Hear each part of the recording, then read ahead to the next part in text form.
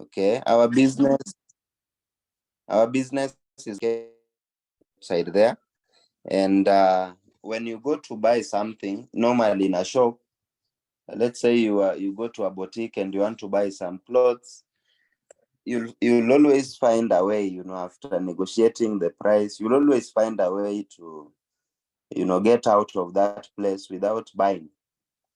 Because sometimes we feel, maybe the person has overpriced the commodity. Maybe you feel you can still find another better one. So we'll always look for a way. To actually, get out of that place without making a purchase.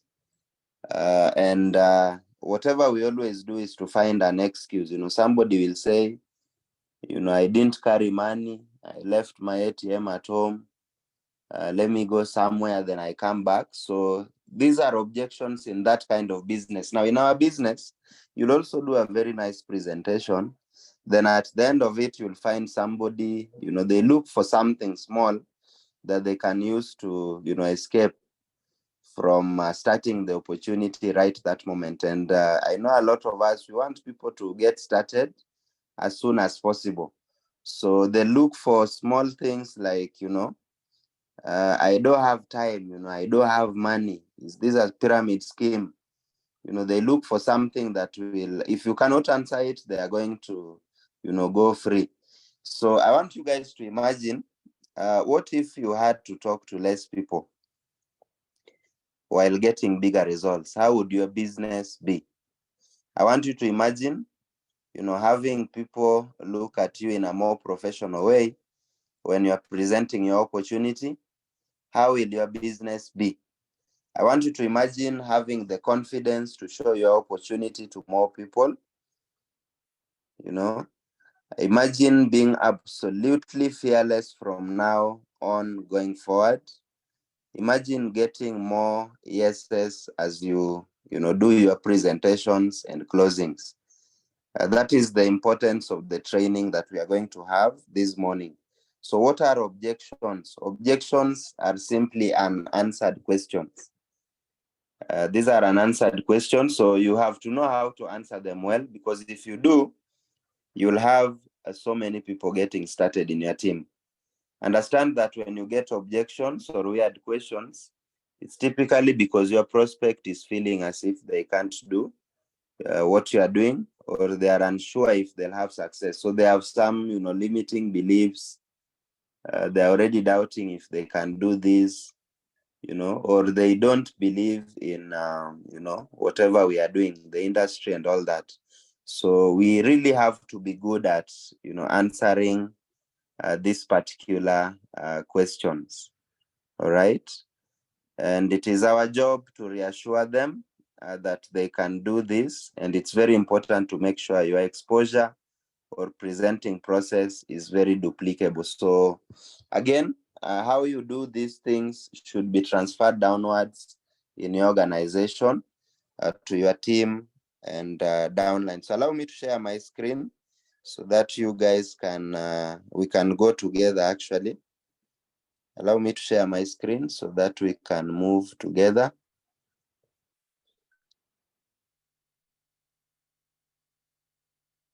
All right, so if you can see my screen, I just want you to type clear. If you can see my screen, type clear.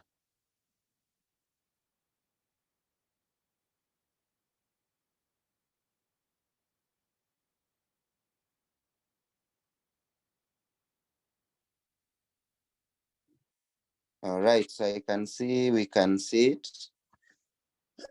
All right, so I want you to take screenshots. I want you to take screenshots as we move. I want you to take screenshots as we move. Because I want to handle a few scenarios. I want to handle a few scenarios of the objections that we usually encounter every other time when we do our presentations. So make sure you are taking screenshots, you're writing the notes.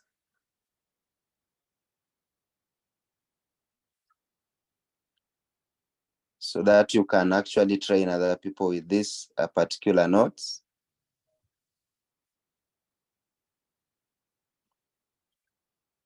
All right, so the first objection that we usually get,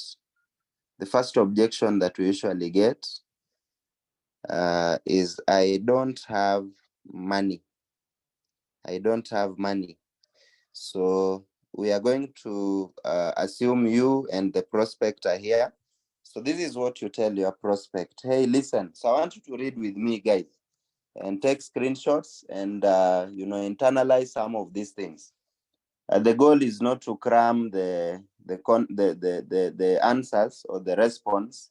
The goal is to internalize, so that later on, as you're doing your closings, it is already in your mind and it comes out naturally. So let's start with this one. All right, so I don't have the money, so I want us to skip that. Let's start with I don't have the time. I don't have the time. So one of the simple things you can use to handle objections is what we call the feel, felt, found. Feel, felt, found. So, hey, I know how you feel. I felt the exact same way. I was in the same situation, but here is what I realized.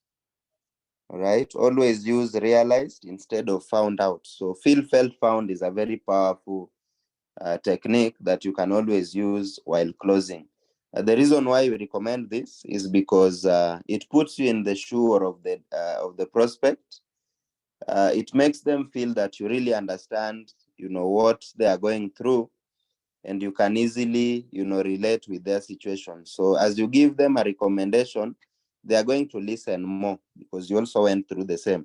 So what I realized is the biggest reason why I needed to do this was because I didn't have the money, because I didn't want to be stuck a year or two from now still not having the money. So feel, felt, found is something that we are going to use a lot. Number two, you can tell someone's story. You can tell someone's story. An example, you know what? Man, that reminds me of my friend John. John didn't have the money either, but he realized that if he didn't come up with the money, he'd be stuck forever not having the money. So he looked around his house for things that weren't making him any money. He had a big screen TV. He went and sold the big screen TV on Facebook Marketplace, and he came up with the money.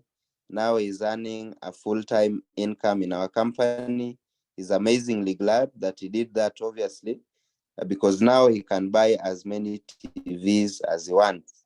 So let me ask you, what do you have laying around your house that's not making you any money? So you can also use another person's story. Apart from feel, felt, found, you can also use another person's story to actually close, to actually handle the objections and get somebody thinking. And the reason why we need to interact with a lot of people, the reason why you need to be in closings of other guys is because you'll get ideas of, what other people did.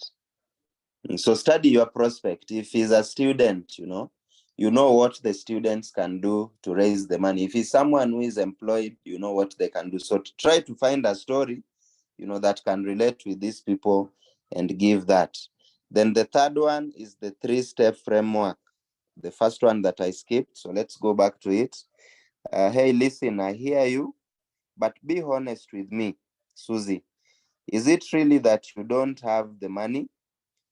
Or is that just a polite way of saying no? Because listen, I'm totally cool either way. I just want to help you. Then the prospect says, really not, I don't have the money. Then you answer, cool. Well, do you want to do this? The prospect says, yes. Then you ask him, are you sure?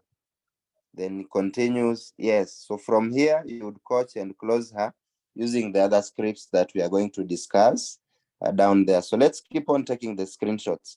Now let's go now to the single objections. Let's now tackle them one by one. What are some of the good responses you can use apart from the 3-step strategy, telling a story and the feel, felt, found? All right, so these are some of the common answers we can give. I want to be as practical as possible. So let's read together. Also take screenshots before even we start reading, because immediately I'm done reading, we go to the next. So if somebody tells you I don't have the money, the first answer that you can give them, or the first response, is the who do you love most? So these are clauses, guys.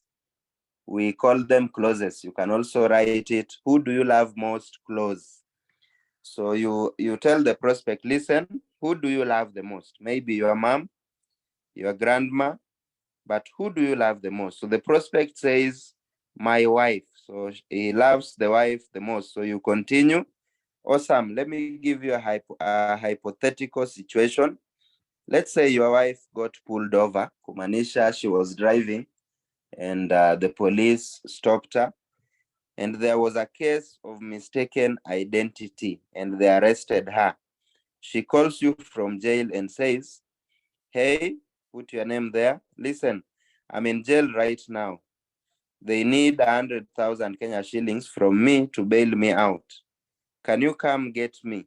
Let me ask you, are you bailing your wife out, or are you going to let her spend the night in jail with a bunch of crack whores? You know, these are people who have a retarded mind. You know what can happen inside the jail. So the prospect will answer, I'll definitely bail her out because she's the person I love the most. Then you continue. Awesome. So here is the reality. I know you have the money. It's just a matter of you coming up with it. My coaching to you is to come up with the money tonight. So you are not still in a situation a year from now where you don't have the money. Because if you don't have 100K, you don't have 50,000 right now, whatever it costs to join your business, mention it. So like in our case, if the person was interested in 39K, 26, 115, mention that amount. Then you are essentially in a financial prison. Wouldn't you agree? So this guy, in the scenario where he thought of getting the wife out of jail, the same way he can raise the money to join the business. So that's a very powerful answer to I don't have the money. All right. So let's look at the second answer that you can give. I hope you've taken the screenshot. All right. So the second response you can give is, could you for a Ferrari? You can write, could you for a Ferrari clause. So you tell the prospect, listen, if I can sell you a Ferrari for $500, but you had to come up with the money in less than 24 hours, would you buy the over $100,000 Ferrari? So maybe you can ask them, which is your dream car? Somebody tells you a Range Rover, a V8, whichever car, BMW, a Mercedes, Porsche. We have this other one is called Maserati, all these nice cars that we talk about. So ask them, if I would sell you that car today for only 39,000 Kenya shillings, and you already know the car is worth maybe 12 or 15 million, would you get the money in less than 24 hours? The prospect will tell you, of course, I'll get the money and get the Range Rover. I'll get the V8. So you continue, awesome. So listen, I know you can come up with the money. So the question is, how are you going to come up with the money in the next 24 hours? If they can see a possibility in the other scenario, then let them assume, they are getting that particular dream car that they have. Because the truth of the matter is the business can buy you some of these cars in, a few years. We've seen people who have made millions and millions and millions of money, which can actually buy some of these cars we are talking about. So you can use that analogy to close down your prospect. If we are learning, please, I want us to go to the chat box. Let me see if we are learning. Just type, I'm learning. If you're still following, we are together. I want us to go to the chat box and just type, I'm learning. I can see we are together. So let's continue. Take screenshots as we go so that you can write better notes later on. All right. So the third response you can give to I don't have the money is here. So we call it the where are we in life clause. Where are we in life clause? So you mentioned to the prospect, listen, here is the situation. If you don't have the money, the reason why you don't have the money, it's because where we are in life right now is based on the decisions or lack of decisions that we made 1 to 2 years ago. The reason why we are where we are today is based on the actions we took or didn't take a year ago. Where we are going to be a year or two from now is based on the actions or lack of actions that we are going to take today. All right? Or you can say decisions or lack of decisions that we take today. So my coaching to you is to make a decision to take action. So that a year or two from now, you are still not in a position of having to say, I don't have the money. If your law comes with me, if you are coachable and teachable, I'll help you get into a situation where you never have to say, I don't have 39,000 to start, this business ever again. Sounds good? Awesome. How are you going to come up with the money? So also explain to them, the reason why they are where they are right now is because of the decisions they've made. If they want next year to be better, if they want 2 years from now to be better, 3 years from now to be better, then they have to come up with the little amount today so that tomorrow they can be millionaires and, don't have to complain about the money again, right? So let's continue. The fourth response is, what's more powerful, you or the money? What's more powerful, you or the money? So you tell them, listen, let me ask you a question. What's more powerful? Is it you? Is it your lack of the 39,000 Kenya shillings, or is it you? Are you more powerful than a lack of 39,000 Kenya shillings? Are you powerful enough to come up with the money? Are you powerful enough to come up with the money? So that's a repetition. So you'll realize most of the prospects, when you ask them this question, they don't want to admit that, that small problem is bigger than them. So automatically they'll agree with you that they are more powerful than the lack of the starting capital, whichever amount you're talking about as you're closing them. So once they admit that, they are more powerful than the lack of the money, then they are going to start thinking of how. And it is very good you even discuss with them, what can they do to get there. Now, if someone says no, then that's not someone that you want to work with. They are not powerful enough to surmount challenges when they come. So that is not someone you want in your team, all right? Then the fifth response is, that's why I'm showing you this clause. That's why I'm showing you this clause. So you tell them, listen, I get it.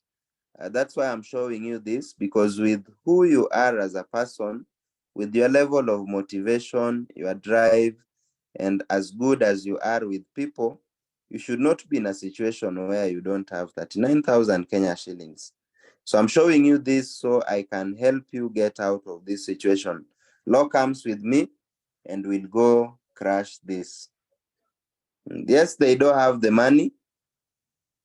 Yes, they don't have the money, but the reason why you are showing them the opportunity is so that, they can change,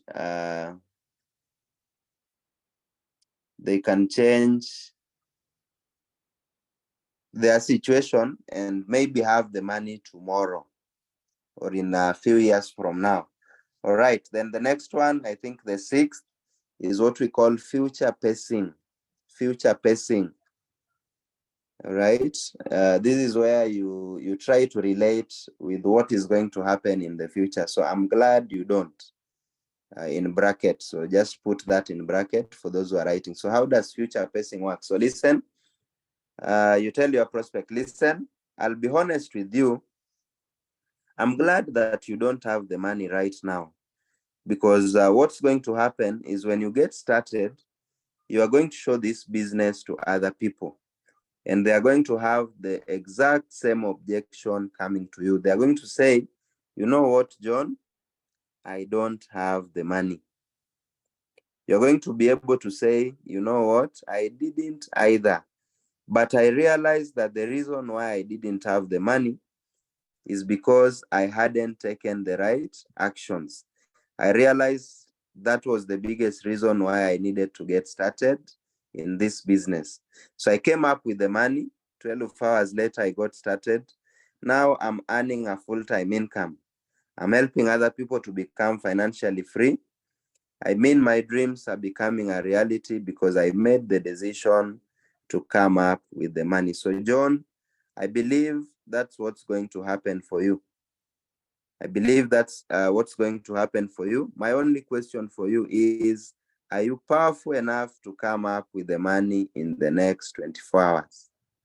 So that is what we call future pacing. Try to relate with them, on what is going to happen. And it is a good news that they don't have the money, because when other people will tell them the same, they will have already known, what to do with them, what to tell them, how to guide them, so that they can come on board. All right. All right. Now, before I continue, I want you to note that in some cases, you might be required to use multiple clauses. These were 6 different clauses that you can use for somebody who says, I don't have the money. So sometimes one might not work, and you have to go ahead and use another one and another one and another one. That's why I gave you a lot of examples. So I hope the screenshots are with you. I hope you are taking notes. So let's go to the second objection. We call it, that is for the I don't have the time. So we are going to look at some of the clauses for I don't have the time. So the first one is the DMO clause. What is DMO? Daily method of operation. So how they operate. So you tell your prospect, well, listen, how much time do you think it takes to operate this business? So your prospect will think, they already told you they don't have time. So they tell you maybe, a few hours a week, maybe a few hours a day. So you continue. Dude, I mean, even a lot of the people who are full-time in our company, they are not working 20 hours a week. So use the time they've given.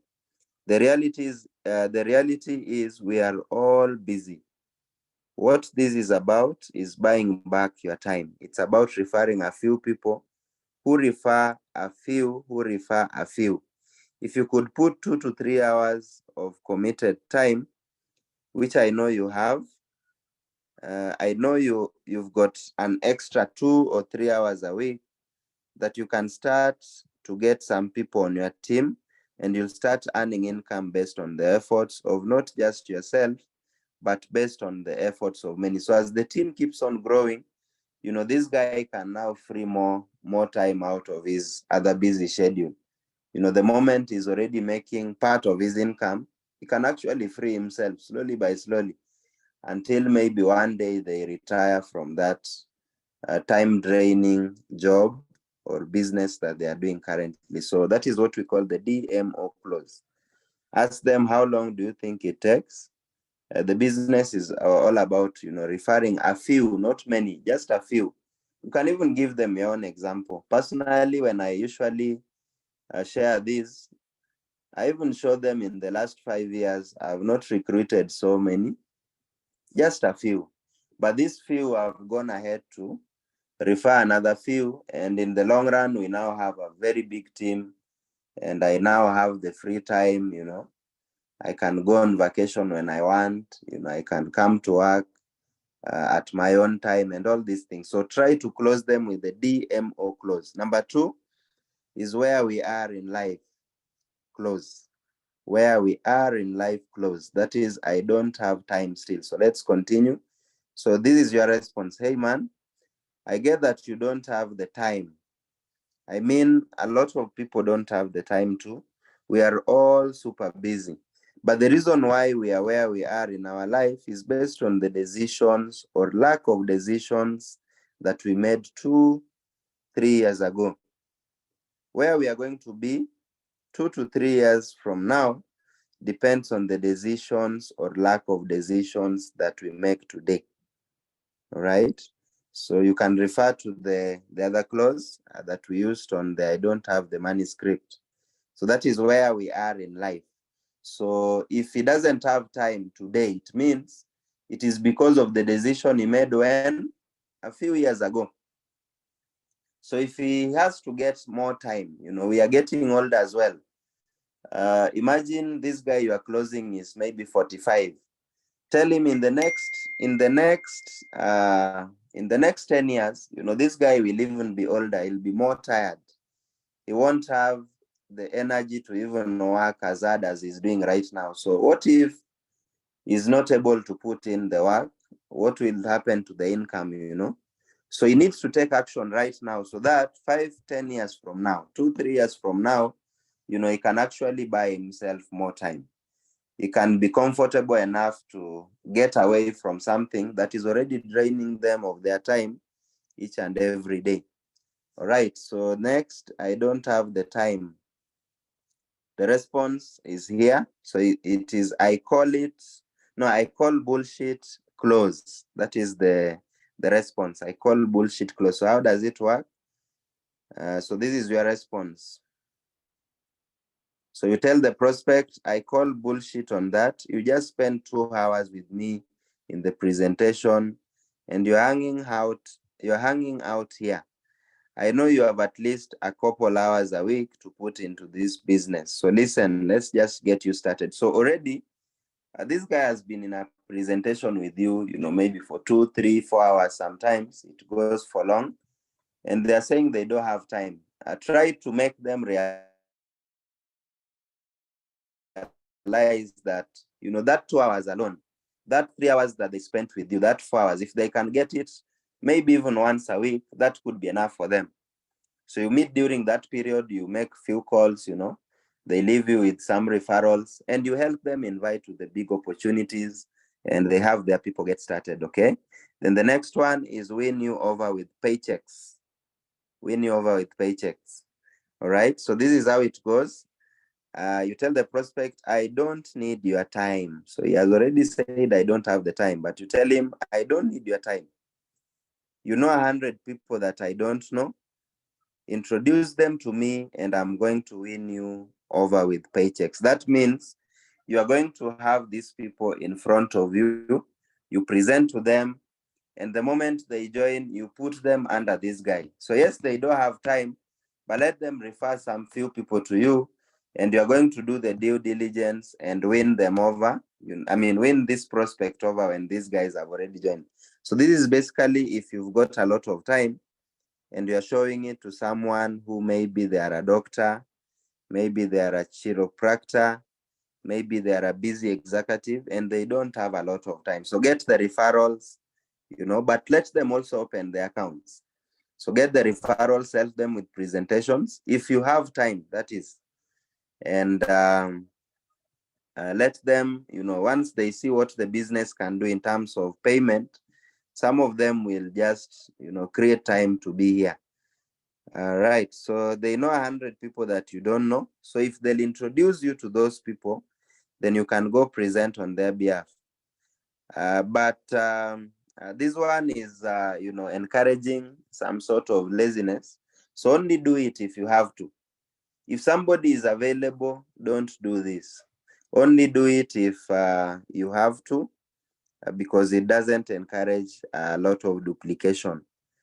But if you're hungry for leads and you have the time, make sure that you go do this part of the close or the referral thing. All right. Then the next one is, that's why I'm showing you this. So the guy says, I don't have time. That's why I'm showing you this. Hey. So this is your response. Hey, I get you don't have time. I know you want to spend away. I know you want to spend way more time with your family. I know you want to spend more time with your kids. The reality is, if you continue work in the way you've been working, you are never going to have any time. See, this is about creating leverage and residual income that builds up over time so that you can eventually fire your boss and live life on your own terms. With your capabilities and your skill, I know you can do this. If you lock arms with me, if you are coachable and teachable, I will not let you fail in this business. So try to validate, the reason why they actually don't have time, and show them that is the reason they need this particular opportunity, because it can easily get them the time over a certain period of time doing it. All right. Then the next objection, the third objection. So we've already discussed, I don't have money. A few responses, I don't have time. A few responses. Let's go to number 3, which is I have to think about it. And this is one of the most common ones. You finish presenting and somebody tells you, let me think about it, I'll get back to you. All right. So these are the responses. So response number 1, what's really holding you back? What's really holding you back? So you answer, listen, tell me what's really holding you back, because I know you are not procrastinating just for the sake of procrastinating. What's holding you back? I want what's real. Okay. So the prospect, sometimes they don't believe they can do it. And in some cases, they are going to say, I'm afraid of rejection. So here you are trying to unearth, the real objection. Maybe they don't have money. Maybe they feel it's a pyramid scheme. Maybe they feel they don't have time. So the prospect is going to open up at this point, what is the real reason behind, you going to think about it? So they're going to say something. And once they say that something, start digging deeper. So if it is they don't have money, you know how to close them. If it is, let's say they think it's a pyramid scheme, we are going to see what you can tell them to handle that kind of objection. So make sure that if somebody tells you, I'm going to think about it, you get to know what is the real objection behind that. Because this one is not a real objection, okay? Number 2 is, where are we in life? All right. So you tell them, you know what? The reason why many people are where they are in life and don't have the success that they want, it's because they procrastinate just for the sake of procrastinating. I don't want that to be the case for you. So the reason why some of us are not having the lifestyle they wanted is because they've been procrastinating. You find a good idea, you say, I'm going to think about it. So they've been thinking for years, yet things are not moving on the way they want. So don't procrastinate just for the sake of procrastinating. Do something today so that, 2-3 years from now, you are not still thinking. You're actually doing something great. Then we also have the Ben Franklin clause. This is how it goes. So this is your response. Hey, listen, what do you think good can happen in your life from getting started with me? If you are to start the opportunity today, what good can happen in your life? So let the prospect, give you a few answers. So they'll say, well, maybe I'll start making some money. Maybe I'll travel to Dubai, Diani. Maybe I might buy my first car. Maybe I might build a home for my parents. So they're going to give you a list. Let them do it. Then continue. Listen, what are the negative things that can happen by you getting started? All right. There is usually not. Like, what's the worst thing that's going to happen? So they'll also try to brainstorm, and they'll realize, the good things that they are talking about, probably they'll outweigh the bad things that could happen. So the only worst thing that can happen is them not making money. But on the other end, they've listed a number of good things. So it already closes them naturally. So that is what we call the Ben Franklin clause. For somebody who says, I have to think about it. The next is the, what does your gut instinct tell you? So you ask your prospect, what is your gut instinct telling you? Then the prospect answers, I don't think I'd be good at selling. So you now know why they are not starting right now. You now know why they are going to think. So they are afraid of selling. All right. Then you continue. What makes you think you can't? Then the prospect says, maybe, I've never done anything with sales before. I've tried sales and it went this way and this way. Then you continue. What makes you think you can?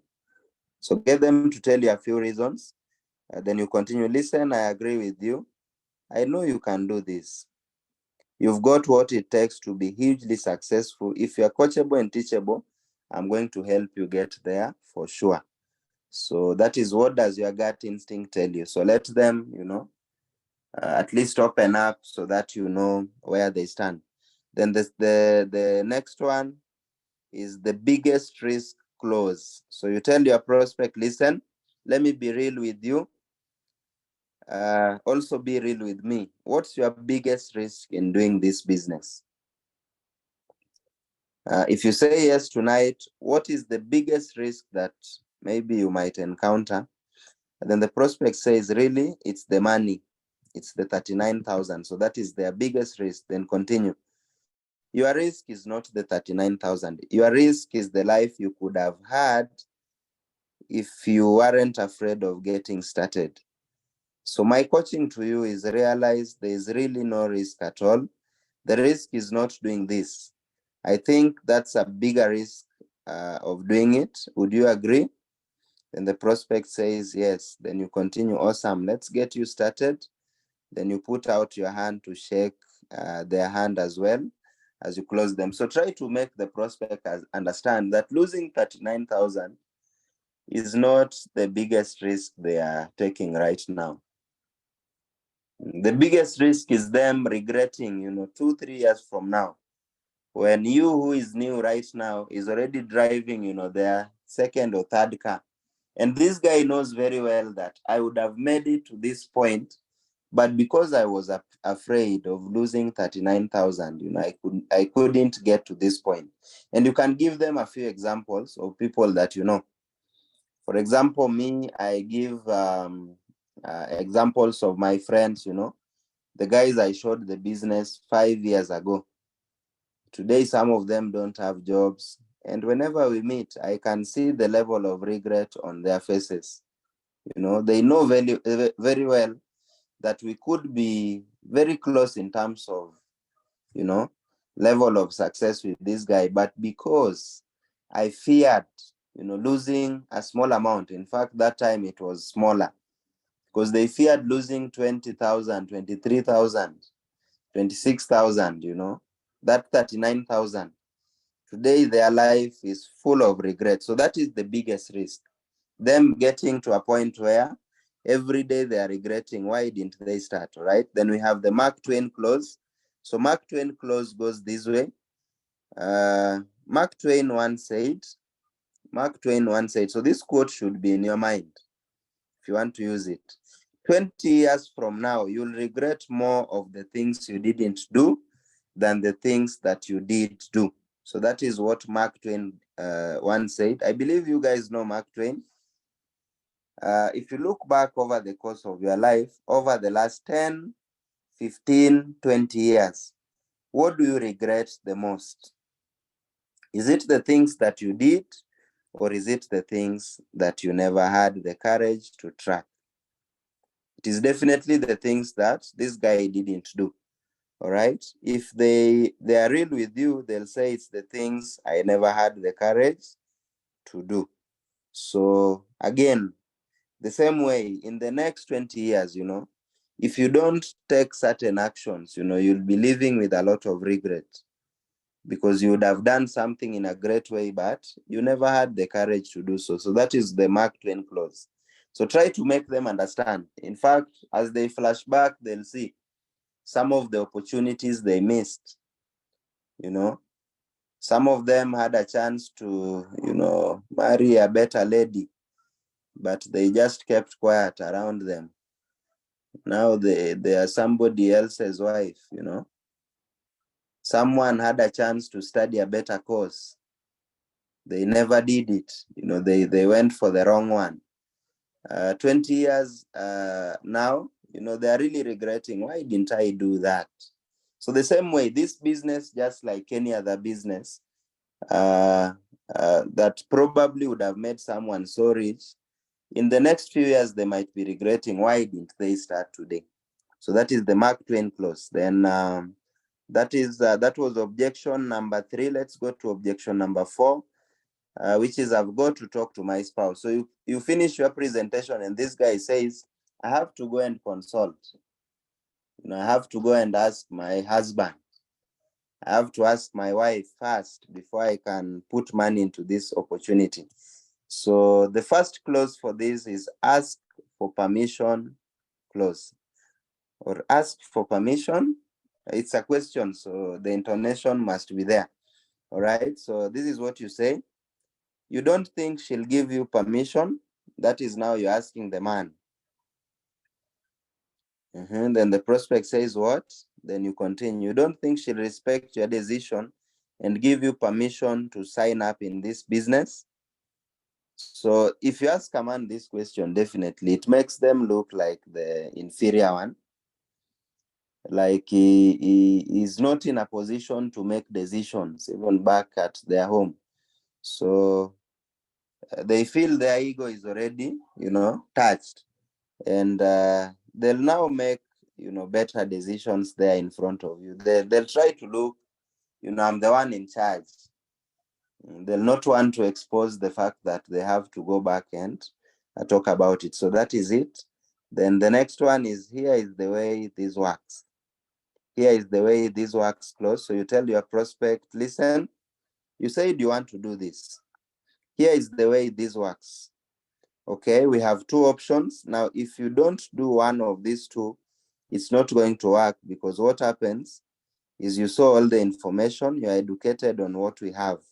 If you go home and talk to your spouse and try and educate them on your own, and you don't know everything about our business, they are going to prejudge it.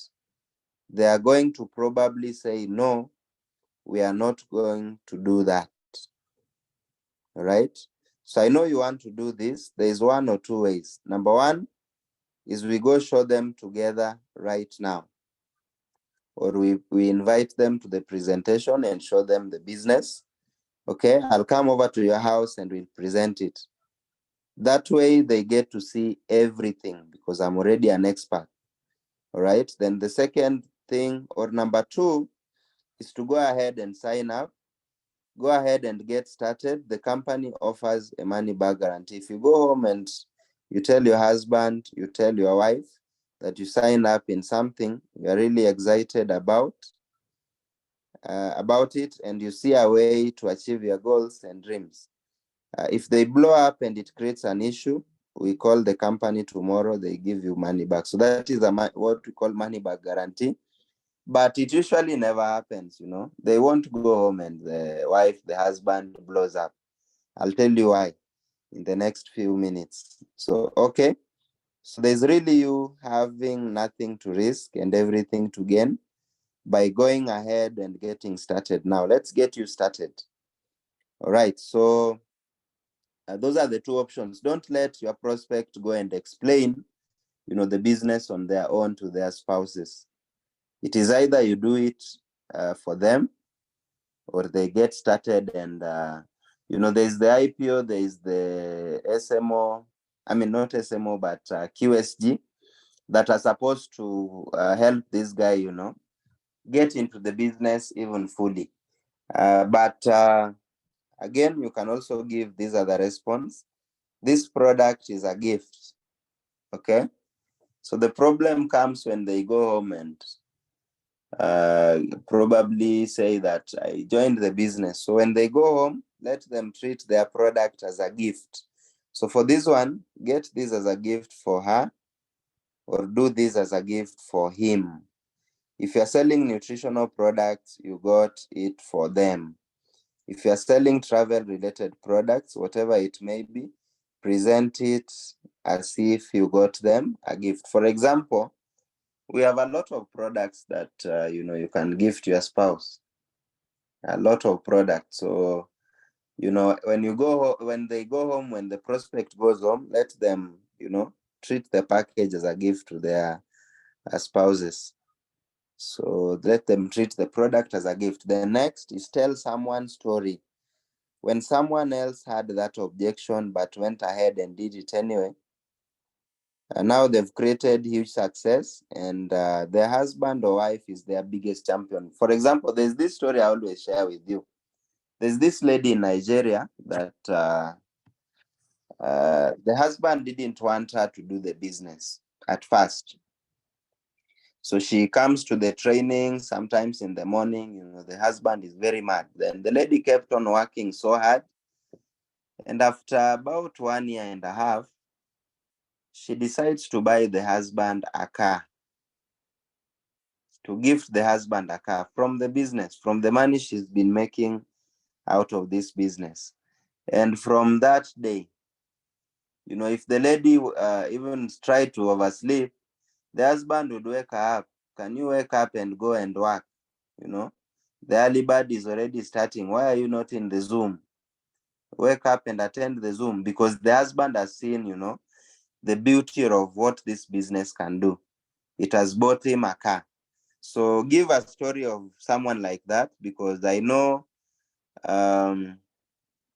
your prospect would be so happy to hear such kind of stories, about the business.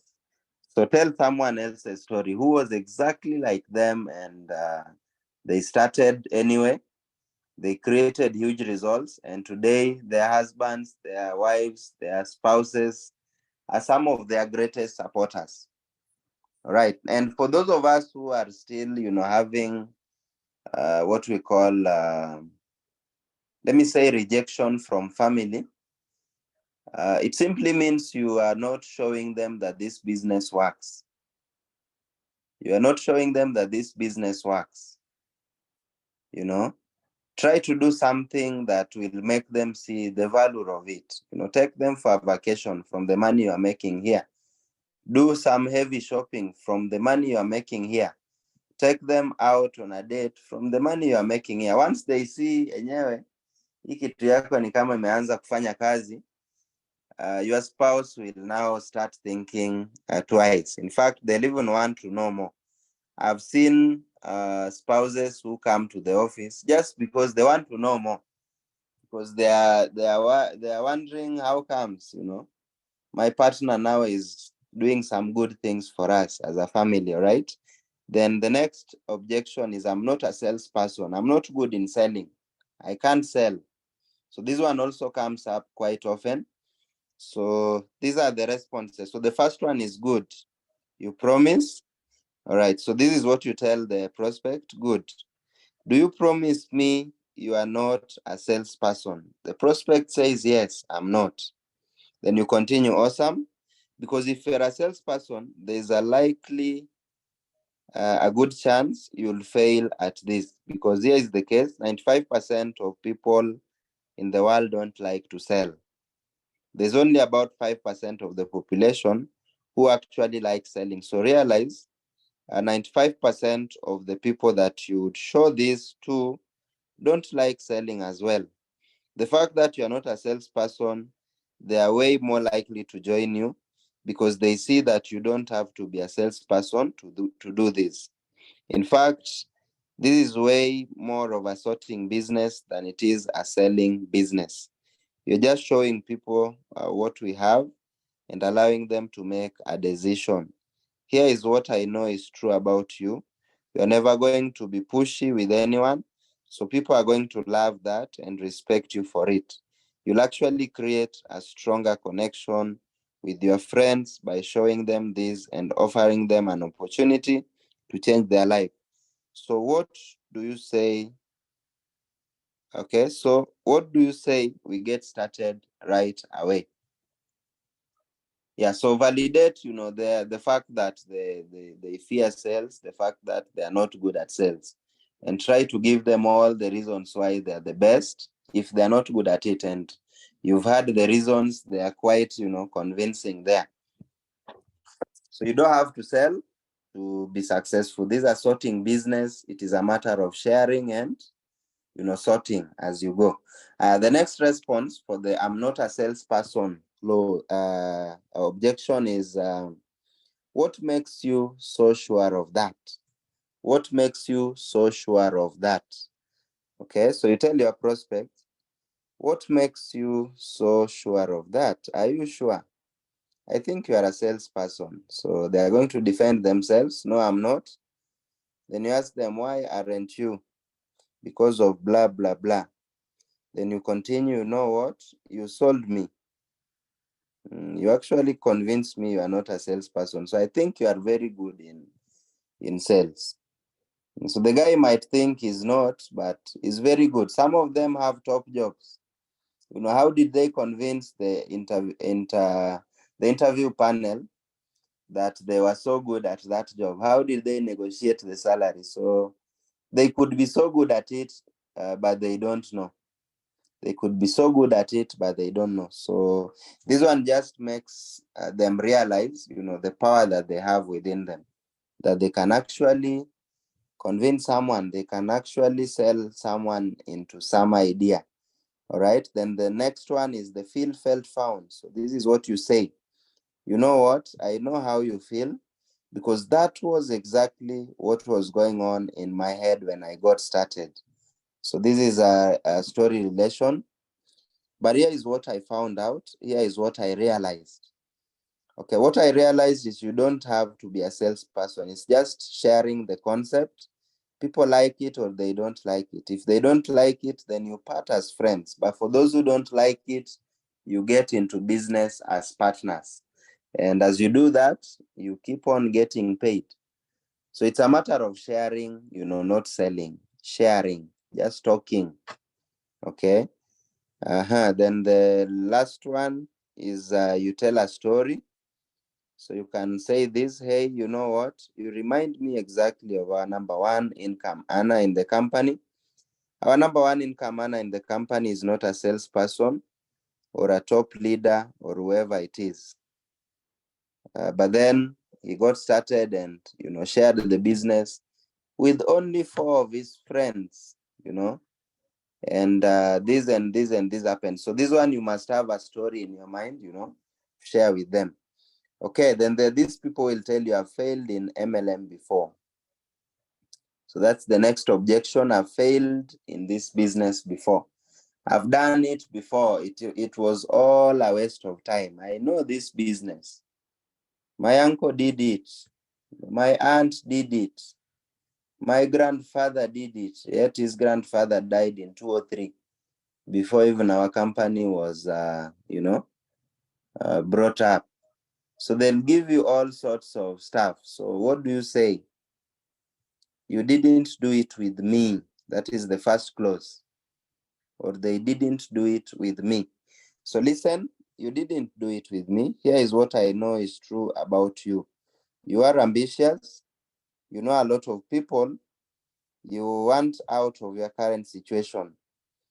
I know that if you lock arms with me and you're coachable and teachable, I know you can do this. If you lock arms, I will not let you fail.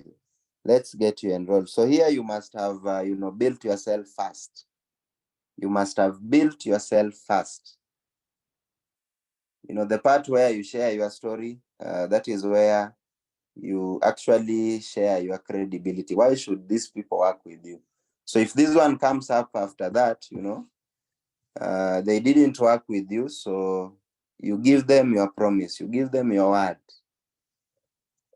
that if they lock arms with you and they're teachable and coachable, you can help them do this. Then we have what we call future pacing. I believe you remember it. Future pacing. So you try to take them in front and show them the advantage of them having failed before. That is what we call future pacing. Take them take them forward in terms of time and try to show them why the fact that they have failed before is going to be quite advantageous to them as they build their business. So you tell them, okay, listen, I'm glad that you failed before, because heck, I think it's like half of the population has done network marketing and a lot of people didn't succeed either. So you're going to be able to say, you know what? That's exactly what I felt like when I got started. I had failed before doing this, but I realized that this product is so powerful. Our system is so powerful. I plugged in anyway. Now I've got a team that's growing like crazy. I'm making money every single week. I'm super thankful that I did it. Listen, I'm going to help you overcome that the same way that I overcame it with myself. Let's get you started. So you are trying to show them why that is actually going to be an advantage for them. So take screenshots next. Is me too. Thank God I didn't give up. So you tell them, you know what? I actually failed in about 3 network marketing companies. But thank God I didn't give up, because with this, I'm actually succeeding. Those are the companies, it was just very hard. Here, I mean, I'm not telling you it's easy, but it's so simple. I've got a bunch of customers. I've got this going on. So this is now you telling your story. Yes, you failed before, but you gave yourself another chance. Once you saw the power of the system, the power of the product, you gave yourself a chance, and today you are a success. All right. So next, you might fail here too, close. So tell them you might fail here too. You know what? You might not succeed at this either. But what are you going to regret more? Having failed or having not gotten started, while you probably think you could have made it big. Are you going to regret trying again, or are you going to regret not having the courage to try? In most cases, it is the regret of not having the courage to try. That is what people will regret more. All right, then we have the biggest risk. Hey, what do you think your biggest risk of doing this is? If you do this again, what is your risk? Your risk isn't that you fail again. Your risk is the life that you could have had if you were afraid of failing. If you weren't afraid of failing, it should have been that way. So my coaching to you is, let's get you started. If you law comes with me, if you're coachable and teachable, I'll help you succeed. So the risk here is not in them failing. The same way we said with losing their money. The risk is not in failing, losing the money, The risk is in the life they could have had if they got started, but they're not going to have it because they have not started, All right, then the next one, this one is so powerful. Ever had a bad meal? So you tell them, hey, you know what? All network marketing companies are different. All systems are different. I mean, have you ever gone out to a restaurant and had a bad meal? I think everyone has. You go to a restaurant, a new one, you order, give me some fish and some sukuma wiki and ugali. Then they bring ugali that is burnt. You can see some black spots on the ugali. You get the fish is so dry, it is like it was electrocuted. So we've all had this kind of experiences. So the prospect says, yeah. Then you continue, awesome. Well, did you stop going out to restaurants because you had a bad meal one time? The prospect will say no. So listen, with our products, with our compensation plan, with our whatever it is, I mean, hopefully you can see that this is so much better than anything that you would have ever done in the past. You law comes with me. If you're coachable and teachable, I'll help you succeed. Sounds good? Yeah. So just like the restaurants, we also have a lot of companies. So you could have had one bad experience, but it doesn't mean, all companies are the same way, or all systems are the same. Some systems are very powerful, and the list of the success stories you've already presented to them is a good, validation that ours can actually do them better. Then the next answer to this, ever date someone you didn't marry? So you tell them, hey, let me ask you this. This one especially is for those who are married, or even for those who have had several, partners if they are not. Hey, let me ask you this. Did you ever date anyone that you didn't marry? So the answer is yeah. Awesome. Well, you're happily married now. I mean, thank goodness you didn't date that one person. It didn't work out and decide you'd never date again. So they had to go and date again before they could actually get the perfect match for them to become their own wife. The next is me too. Hit Agasha. You know what? I failed in a bunch of network marketing companies as well. In some cases, it's like drilling for oil. Sometimes you hit a dry oil, sometimes you hit Agasha. Obviously, it's based on your work ethic, but many of the companies I joined before, they didn't have our products, they didn't have our services, they didn't have our marketing system. And because I said yes to this, I hit Agasha. So it's all a matter of, you keep on trying. Then the last one is the Tom Watson clause. Tom Watson clause, also another powerful one. Now, Tom Watson, he was the founder of IBM. For those of us who know computers well, IBM is one of the biggest manufacturers of computers. He said, listen, if you want to greatly increase your chances of success, you need to double your rate of failure. So you can't be afraid of failing. If you want to succeed, because the fact that you failed in the past and you are going to try again, you are way more likely to succeed. So my coaching is law comes with me. Let's get started.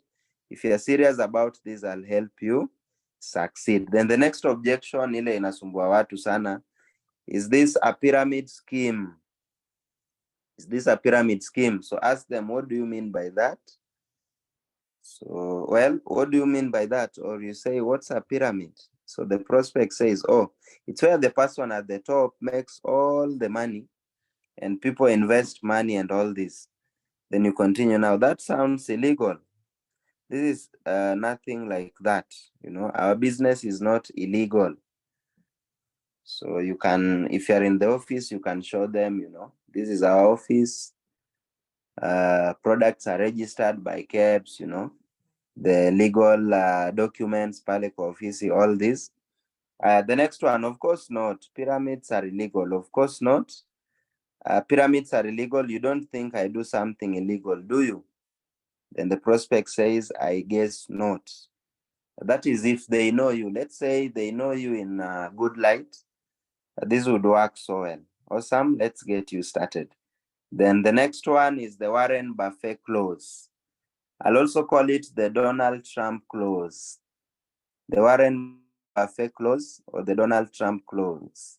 Do you think Warren Buffett is a pretty smart guy? Or do you think Donald Trump is a pretty smart guy? Would you consider Warren Buffett to be pretty smart guy? The prospect says yes. Or would you consider Donald Trump to be a pretty smart guy? The guy says yes. So why are we using these two guys? These two guys, they own network marketing companies. Donald Trump has 3 of them. Warren Buffett has 2 of them. 2 of them. I don't know if he has increased. The last time I checked, there were 2. So you continue. That's awesome. Listen, Warren Buffett or Donald Trump actually owns multiple network marketing companies within his portfolio. His own network marketing companies, he's been quoted as saying it was one of the best investments he has ever made. So I figure it's good enough for Warren Buffett or Donald Trump. It's good enough for me and it's good enough for you. Would you agree? You can even go online and, Google some of this information with them. So the moment they realize the billionaires are investing in this, they'll now start thinking twice because definitely they would not engage in pyramids. And then you can also use the feel, felt, found. Hey, I know how you feel. I felt the same way. It was like a little weird. Like, I don't know if I want to be involved in something like this, but what I realize is it's a massive profession. Most people in this day and age understand that it's a very legitimate form of business. There's books written about it. There are college courses on it, and it's really the wave of the future. There's a university in the US. I don't remember. I think it was Stanford. One of them is already offering, this as a course, network marketing. And very soon, we are also having it here in Kenya. And guess who will be the professors? Some of you guys. Oh, University of Illinois in Chicago. So I can see that from one of my leaders there. So University of Illinois is already offering network marketing as a course. There's a syllabus where they train you inviting, prospecting, a whole semester. You're just talking about how to invite. So it's becoming more and more professional. Did you guys know that when the banking system started, some people were opposing it? When insurance came, some people were opposing it. Nowadays, there are some of the big businesses. So the network marketing that they think probably is a pyramid, it's again one of the businesses that will really grow. And the rich probably might not want you even to do this because they know it as their capability of making someone very wealthy, our business. So it's a great one, and we really need to love it. We really need to understand it and go ahead and explode it. All right, then the last objection that I'll handle is I don't like making money off other people. So jamaa nakwambia, especially this one, you'll find it with Muslims majorly. So they go back and the sheikh tells them, oh, that is wrong. So these are some of the answers you can give. I've actually gotten this objection a lot, majorly from Muslims, but you'll also find it even from the rest of us. So this is how you answer. That's how businesses work. You know what? That's really how businesses work. I mean, your boss wouldn't pay you unless you made her money, right? If you're employed, you only get paid because the company is making money. In fact, if they realize you're not making them enough money for them to pay you, they'll fire you. You'll be sacked immediately. So that is how businesses work. I mean, in the employment world, people pay money for their employees because their employees make them more money than what the expenses are. That's why they have employees. The next one, do you like helping people? Well, let me ask you this. Do you like helping people? The prospect says yes. Awesome. Well, listen, that's really what our business is about. I mean, most people are going to live the same lives and they're not going to ever have a chance to achieve financial freedom. By helping someone and at least offering the opportunity, then you have the opportunity potential to ultimately change people's lives. I mean, our company has done this. All right, next, movie theaters. Are you mad or glad that movie theaters make money off of you? So you go out to a movie, you have a great time, realize that the movie theater just made money off of you. Okay, so you may make money, you may make an override on someone's commission, but you're helping them and they'll be glad that you're making money off of them, because if it weren't for you, they wouldn't have the opportunity. And all businesses are like that. You put your money in the bank, they are making money out of you.